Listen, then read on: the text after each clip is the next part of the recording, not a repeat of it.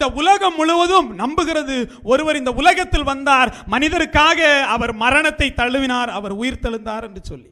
அந்த தேவனை நீங்களும் நானும் ஏற்றுக்கொள்கிற போது சந்தோஷமாக சௌகரியமாக வாழ்ந்துவிட முடியாது. அவர் அனுபவித்த அனைத்து பாடுகளையும் நீங்களும் நானும் அனுமதிக்க வேண்டும். பாருங்க, இன்னைக்கு சபையில் இருக்கக்கூடிய அநேகர் யாராவது ஆசீர்வாதமாக ஐஸ்வர்யனாக இருக்கிறோமா? ஆசீர்வாதமாக இருக்கலாம், ஐஸ்வர்யமான நம்ம இருக்கிறோமா? இல்ல. என்ன சொன்னார் தெரியுமா?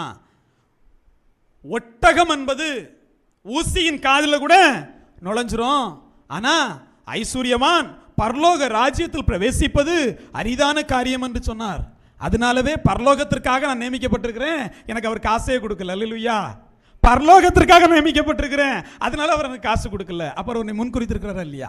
அந்த காசு உன்னுடைய வாழ்க்கையில் கூட கூட உன்னுடைய வாழ்க்கையில் தேவனுடைய சமூகத்தை விட்டு நீ விலகி ஓடிக்கொண்டே இருப்பா. யூதாஸ் காரியத்தை ஏன் ஓடனா? பணம் அவனை நோக்கி கடந்து வந்தது. அது அப்படியே பாதாளத்திற்கு வழியாக யூதாஸ் நாண்டு கொண்டு செத்தான். அதுதான் முடிவு. அப்ப என்னுடைய வாழ்க்கையில் பணம் இல்லைன்னா என்னுடைய வாழ்க்கையில் பாவம் குறைவாக இருக்கிறது.